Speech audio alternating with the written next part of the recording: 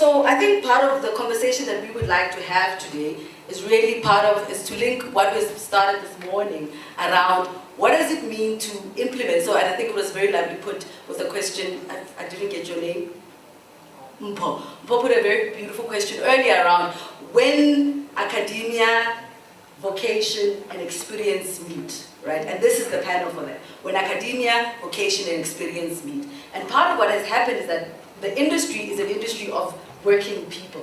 So we are teaching people on the job. So we're not necessarily, and there's a feeling of, and which is an engagement that I'd like the panel maybe to perhaps start on, is what happens when someone feels like going to get education is putting a brake on your career.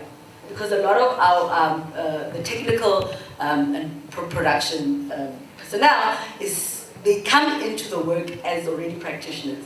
So they feel like then having to go back and get the education seems like a war. Or even they start the education, they get a job while they're in school, right? Because there's a need to work. And then suddenly to go back to class is, I'm going to lose my job. So how do we bridge that gap between this moment of working and learning from experience, but then having to get back and get qualified education? So please speak to that. Well, I think, let me start with that because this question addresses me really personally, because that's the way how I found my way to where I am now. I started off as a stagehand, and that's 39 years ago. So, and then up until my 30th birthday, I didn't have any proper education in some technical sector. I was just working as a stagehand, doing truck driving for a Renault trucking company. Well, everything you can think of in that sector, but nothing with any education, because in those days there were no education in this sector. The only way for somebody who was interested in arts, culture, technical stuff would be to go to a theater, to opera house, and do their proper education. So at some point I sat back and thought to myself, I have to do something about it. I have to learn something about it. So I took some rounds, and then I found myself into what did I do? I did some business studies to become something like a business guy, educated by technical school.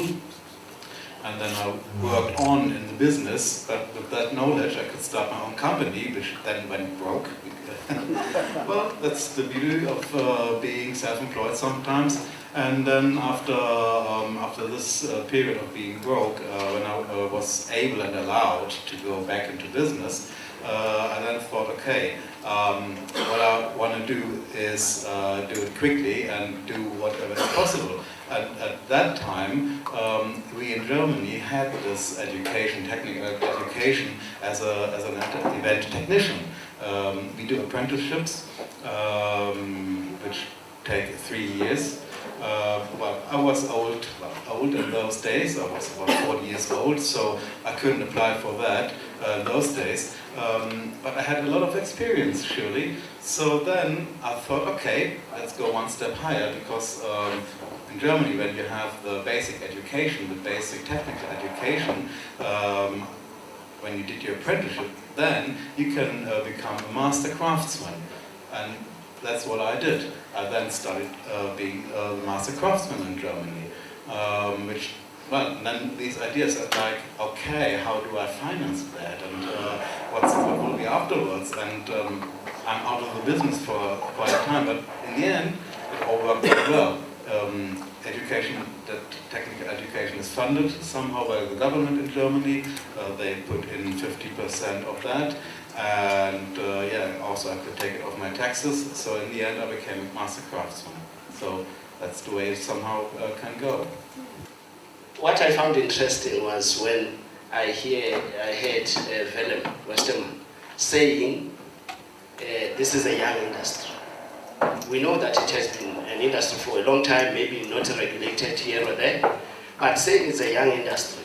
You know, when we are looking at Europe, it's from the Netherlands, isn't it? One would say it must have been advanced than ours, but saying a young industry, to me what that meant is that the occupational part, where people go in and do things like they're doing now.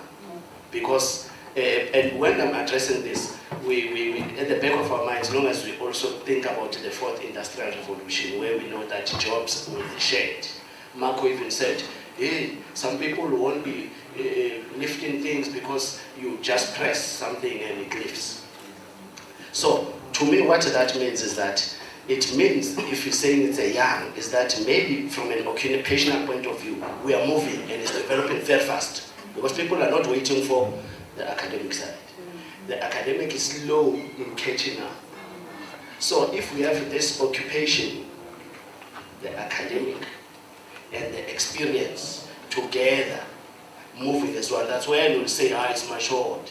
It's only that now, because they are moving in different speeds, it's an opportunity that the academic, even when today or tomorrow we talk about the TVET or whatever coming, it must not slow down the creativity that is coming. Prof, you said, the IMF and the World Bank, they said whatever jobs that are shared, the creatives are the jobs of the future. So we cannot help the academia, even if we need that support, to slow down the creatives as they are moving, because this industry is the industry of the future, such that when others shared, this one has a potential of creating and keeping pace with forward. So academia, yes, it will come, but it shouldn't slow down the pace, because I believe that's the time is right. So I'm finding, as somebody who was in the industry, and I've always felt that education, we didn't need it. To do the jobs that we do, you don't need an education to do it. I never had an education. I started as a runner and I did my own thing. But I'm finding with the students that I'm teaching now is sometimes there's a disconnect between what the industry actually is and what, like their expectations of the industry. So, for example, I worked with an AD on the last job that I did, and she walked into the catering area, and the props master was rolling a joint. And she said, "What the hell are you doing?" And he was like, "After lunch we've got a scene where the person smokes a joint." Like, duh. And she freaked out, obviously, and tried to explain to him that, now that's the kind of thing that I can use in this example with my students. I had another intern. People are very unprepared for the hours that we work, for example. So I had an intern who, on an animation job, and an animation job is like 8:30 to 5. So it's not the kind of hours that we used to. And I had to light a little fire underneath her every single morning, and eventually I sat her down and I said, "What are you doing? Why are you in this industry?" And she said, "Well, to be honest, I just thought it was going to be different." So I said, "What kind of different? What do you mean?" And she said, "I thought it was going to be more glamour and red carpets." So I think you've just segued in a very interesting way around this idea of industry really. So how do we create an education system that responds to an industry in a very alive and in real-time moment. But at the same time, I think maybe this question I want to send it to Tate Maso. Then how do we then, even when we're creating students or a cohort of people that are coming out that are ready to function, but how do we transform also an industry? Because it feels like everything must be ready for the industry, but no one is impacting the industry in a very interesting way. What is that bridging gap and making those employability features for the students, for everyone that's coming out, but how do we also still impact the industry in interesting ways that doesn't look like the industry is its own creation? Yeah. When I met Freddie, we spoke quite a lot about this sector. And I remember that one thing I learned from him, and learned very much, was that leadership is influence. And part of my work in my previous time was director of the British Council, regional director of the British Council for Education, and was looking at transforming our education over here. but with initiatives and knowledge from the UK. And my stint after that was with the USAID, and ultimately I did some work for the Oprah Winfrey Foundation. But after all that journey, I decided to actually, as I said some time ago, I decided to be a head of a mouse and not a tail of an elephant. Wow. And that made me to actually have a commitment to our continent. And I wanted to make a difference. And I've started that journey. I've been to quite a number of places in the continent. I have actually touched base with the young people, because that's where my commitment is. In the Cameroon, in Uganda, in Ghana, in Kenya, in Malawi, and that was largely driven by xenophobic tendencies in our countries here, and it was also because of the ignorance of our young people. Because South Africans feel South Africa is the world, and South Africa is not the world until you get exposure. I'm very glad that Marco over here has actually assisted us, and maybe our young people, that we should not waste time fighting to sell bananas and oranges and fighting other African colleagues over here. Kenya, Ghana, all those countries in the continent are amazing. They should get exposure to that. But going back to leadership, when I met Fred, we went to a conference in Mombasa, and I've never seen such commitment. And I learned one thing about that, because all the time he was telling me about this sector, and I was saying, look, that's irrelevant. And he was saying, let's talk about this. And I remember that we were on scooters, on bicycles, but we were in Mombasa one evening, and he had the flyers for Sarah, and he was distributing them around. And from then I looked at him and I learned that leadership is influence. And when we get into this sector, my hope is that all of us here are going to be leaders of this sector in order to raise its profile. No one is going to do it, no government is going to do it. Influence is about integrity. It is people with integrity who are going to be able to lead the sector, and they're in here. And it is about people who are going to be able to nurture their followers as leaders, as a leader. And there are people who are going to have faith in the sector itself and in the people that are going to be running the sector itself. And it is people who are going to be able to listen, and to listen to the needs of young people over there who are actually sort of out of work. It is people who are going to be able to understand where this sector wants to go. It is people who are going to be able to empathize and have emotional intelligence. It is people, again, who are going to be able to navigate their followers through difficult times. Because over the past few months and years, Freddie has been talking very hard to the Department of Higher Education and Training and pushing the idea about the importance of this sector. And that is why a leader is someone who could actually be able to navigate his own people. Sometimes people lose confidence, but he didn't. Yeah? And it is a person who is able to communicate. Yeah? And finally, it is someone who is going to be leading by example. I'm saying all this, and if you listen to the trend of how I was talking about these areas, they actually cover influence. Yeah? But we have to actually sort of, number one, change the mindset. We have to sort of lead self. We can't be leaders if you can't lead yourself. Yeah? And it is the issues of authenticity and all those kind of things that come with it. And if you can lead yourself, then you can lead others. And you talk about the fourth industrial revolution, I must tell you that I always hesitate to talk about that because with South Africa wants to be fashionable all the time. We jump to terms and use them without understanding them. Yeah? And I think we need to actually sort of be careful of that. In terms of our policies as well, the majority of you will agree with me that we've got the most fantastic policies in the world. That is South Africa. But the reason is because we cut and paste.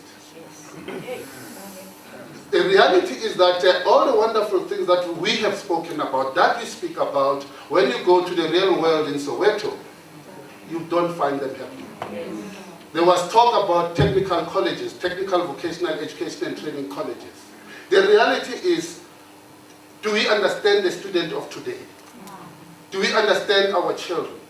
Yeah? And if at all we do, the reality is that then the system is not responding to the needs of our own people. Because the curriculum that is still taught there is the curriculum that was taught 20 years ago. You spoke about digitization. It's not in the colleges, it's not in the curriculum. But you are talking comfortably about the 4th Industrial Revolution. Yeah? We are talking about, if you go to Soweto now, it is like a weekend. Young people sitting around corners. They don't want to do degrees. They don't want to be professionals. They want to be the roadies. But how are you as leaders going to change the perception of our parents and the perception of our people? And the one way of doing that is we need to be able to define what we call a roadie. Yeah? And all the things that I spoke about, integrity and how they look, how they perform, how they carry themselves out, is going to be critical going forward. And I'm not going to take much of the time, but I would like to finish by saying Education Industry Exchange, which I work for, is trying to make a strong connection between education and industry. And it is about employability of young people going forward. The statistics just came out. We've got more than 27% of unemployment.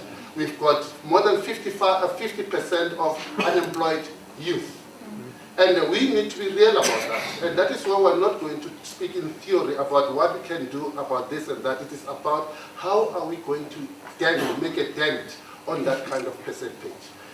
Sarah, going forward, for me, you need to think about the exit part of student support services. Those graduates in those colleges, what is going to happen to them after getting their qualifications? So thank you so much for that, because I think it's an important conversation that you're raising, that a lot of times we come to spaces, and this is the 5th year that we're having it, and we're doing a great work, but what is it that we're doing in impacting and making a dent in terms of curriculum change, in terms of how we're thinking about what does it mean to teach this in this industry. Perhaps, Joe, if you can come in a bit there, because you're doing a qualifications awarding in the UK, and you're working through and thinking through how so in a way, looking at how regulations can catch up, or how regulations are catching up to an industry that is functioning, but also really thinking about what does it mean for real young people who are either unemployed or who are thinking about coming into the industry, who are and shifting the way we're thinking about our own curriculum development. So perhaps you can talk a bit about that. Yeah, of course. So in the UK, we've, over the last 10 years, there's been a lot of change to get everyone's literacy and numeracy across the board up to a certain level. Because if they can't get their numeracy and literacy isn't up to a certain level, then they can't progress beyond a certain level. So that's the first thing that they do. So the other thing that has been highly in place across the UK, pretty much like a lot of the European states, is the apprenticeship scheme. We have until recently run off a set of qualifications that are embedded within vocational learning space, and then assessors go in and work with those young people to see where they're at. And then in the last 3 years, there's been created governmentally, on a governmental level, we've now got a series of trailblazers, and the trailblazers are the industry themselves, who are generally the larger organisations, so the BBC, the National Theatre, Royal Opera House, coming together to focus on specific roles within that industry and then creating apprenticeship standards that go alongside that. So, for example, we have a creative venue technician that's more specific for a theatre technician or for someone who's working in a venue. We have a live event technician, we have a live event rigger, we have, I've got a list of them that I'm talking about tomorrow, but they're going on, and they're gradually coming out. And how that is managed is the employer is in charge then of their education with the training and qualification. They gain a qualification level 3, which is level, hang on a sec, I wrote it down earlier, level 6, your NQF level 6. So we do apprenticeships at the moment from NQF 5, 6, 7, all the way up to 10, and the higher standards are coming out. So that's one way in which the employers can work directly with young people. As a practitioner and an industry practitioner, I've taught for a long time. When I stopped touring, I went and trained as a youth worker and worked in informal education. And what we're finding is half of the issues with young people is dealing with their pastoral and social needs as well as their education, because with like any hierarchy of needs, if you haven't got the bottom things in place, if they don't feel secure, if they're not safe, if they don't have a sense of belonging, then they won't be able to learn in a holistic and fulfilling way. So a lot of the work is with student services, and it becomes a team effort where you're putting a team around the young person to support their needs to get them on their journey. The way that we embrace, because picking up on your question from earlier, the education, academia and experience, I work also for the awarding bodies of some of these standards that go in, and what we're finding is vocational alone will not give them the progression route. So they need to have the theory. So with the standards, they call it a set of behaviours, which is kind of like in employer world, the job description that you give out. You need to have this, you need to do that. And so as an apprentice, they'll go in and they generally over 24 months, some of the creative event technician is 36 months. They'll go in and have produced a portfolio over that time, working with their employer and their employee assessor to check that they are on course to have that progression. The aim with all of it, with the industry practitioners that are involved in developing, is to set aspirational thinking at the heart of what these young people want to do, to be able to empower them and inform them to make decisions not only with their careers, but with their lives, which are positive and make an impact and create social change. And see possibility, see opportunity as being available for all. The other thing that's really important, and it is a striving, we're not there yet, is to make sure that those young people at level 3, which is your level 6, are going out, and when they're going out into the wider world, maybe after their apprenticeship is finished, that they're industry ready. They might not know everything, but they know how the industry works, because we are a unique industry. We work very sort of specifically, very fast, very quickly to achieve things, be absolute perfection in everything that we do to make a better experience for our audiences and for everybody involved, so that everyone can engage with whatever that experience is. So I think that's kind of, that's one way the UK is doing stuff, and it's moving from theatre more to live events, because obviously live events is the big economy puller. So it's driven again by money, unfortunately. Yeah. And speaking about money, so I think part of what was coming out from Marco's presentation was this idea about how to access that kind of education in very, because we are part of institutions that are quite expensive in South Africa. So I think maybe just Dr.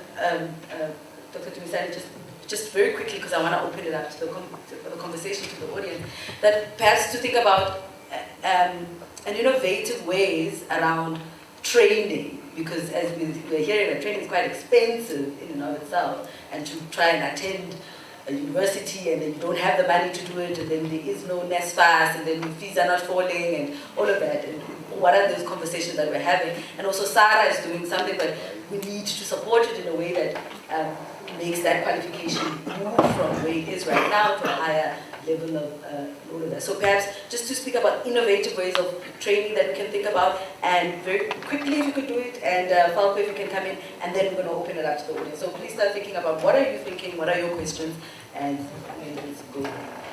Thank you so much, Tiffany. The part that I'm interested in, that I think I need to have up, is saying, long as this education, part of what you said, is not seen to be hindering your career progression. But in other industries, it's difficult. For them it's difficult, because we have a big industry of big companies. And then you'll have this, I'll call them students or apprentices at the colleges or the training institutions. for us in our industry, it's easy because this industry, when we're talking this big industry, it's us. Most of you here are the very same industry. Such that there are not many others that you have to consult when we are to think about the standards. These standards that we said become important for us, so that we ourselves are able to check if we are operating at this level, that yeah, you are at this level, yeah, you are at this level. And some of us, when Marco says you must go to Kenya or you'll be invited in Kenya, at some point they'll ask to say, hey, you are doing it good, but let's see what you have. And it's difficult for you to assess where you are yourself. So those standards that we set are for ourselves. Velem said you can start as a roadie and you can move to be an associate and then you become a practitioner and a professional. Are you with me? So those are the kind of thinking that we should ourselves do, because the interesting thing about our system now, the occupational one, is that we develop it ourselves. We develop, I know Rodis has developed some of the qualifications in terms of the setup they've developed. So we must develop those standards and decide that at this level, this is what you have, so that it's not, like I said, that as long as we come up with this education, that is not impinging, but it's helping to strengthen it, so that at some point, we don't talk ourselves as a young industry. We say, no, it's a mature industry. When we go and we negotiate, and this time around when we come differently, because we are saying we've got this, we've got this, we've got this, because it's a growing industry this way. Creative ways that we are talking about. Innovation and collaboration. Collaboration is key.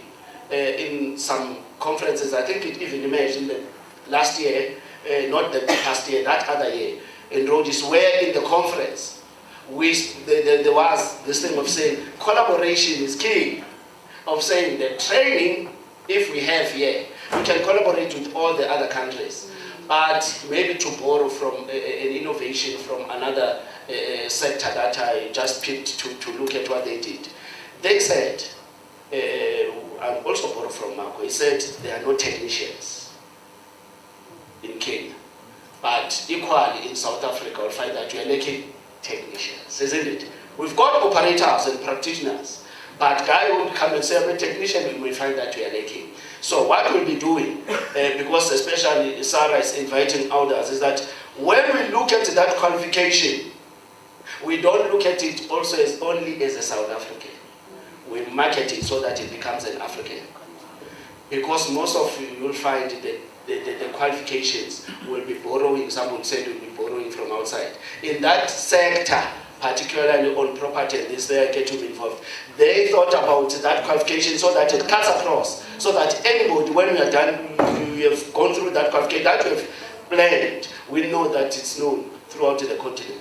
Unlike first looking at a qualification that is accredited elsewhere. We design it, we accredit it, and we maintain. So those are kind of things that I'm doing. Well, in Germany, when it comes to the higher qualification, like the Master Craftsman, there are one or two institutions who do, or nowadays, so-called blended learning. So that is that you can attend via video. So you have the teacher, some pupils maybe some students may sit in a class, but the others can log in at certain times. That is the possibility to do it. But technologically, well, I only can learn when I sit somewhere in a class. There are other people who can learn on their own, but I know some people who do this learning on their own. Usually they need 2 or 3 times to do the exam in the end, because they do this big thing like working to earn their money and learning in order to earn some more money later. But it's a lot of stress to them. So I can only learn when I sit somewhere in a class. Others do this learning stuff by going to a class once in a month and having some remote learning systems, and others may do this blended learning via video. So that's what you can do. So I should say, actually innovatively, within the creative industries and live events specifically, we now have 2 built spaces that are in one, Matthews from Backstage Academy, he's talking tomorrow, which has a studio, which has enough space for an arena production, and the students work with that, and that's been developed at a higher education level, so you're post-18 going through uni. And also in the south, you have the National College of Creative Industries, which also has its own large studio with students learning on site. So we have put that in place in the UK, so they're not, so they are specifically training with the technical needs on site to be able to do that, giving them a live experience, working with their tutors who are all industry practitioners. Sorry, I should have mentioned that earlier. Sorry. No, I just wanted to say, Sarah has already obviously looked into where, therefore, in the broad spectrum, the universities, the colleges, the technical high school, to say, when we're developing this, where do we peg this? It looks like, because people already have experience and have practical knowledge on some, to say, maybe where we peg, because we don't want to limit people on their occupation, maybe that lends to the TVET college sector to say, possibly that's the one where we hook on to, then we can use, because with them, universities usually are more research, meaning that it's more theory, there will be a practice, but it's more. Whereas in the TVET, about 70%, it's prescription even in the country. So the 70% of do is practical, and the 30% is theory. Are you with me? So that we take the 70, which is your practical and knowledge, and just add the theory, so that whatever you do, you understand what you do, instead of taking you all the way to the theory. We differ your practical by just lending in. So that's the TVET space that lends well in terms of the agenda of pushing. And I think you also mentioned that in Germany, at least that's the component of the practical component that is highlighted. Yeah. So I think that's awesome, because part of what also I think that needs to be reimagined also in South Africa around a lot of our even universities and is the idea of prior learning, right? Recognition of prior learning that needs to, because we already are doing the work and to recognize it.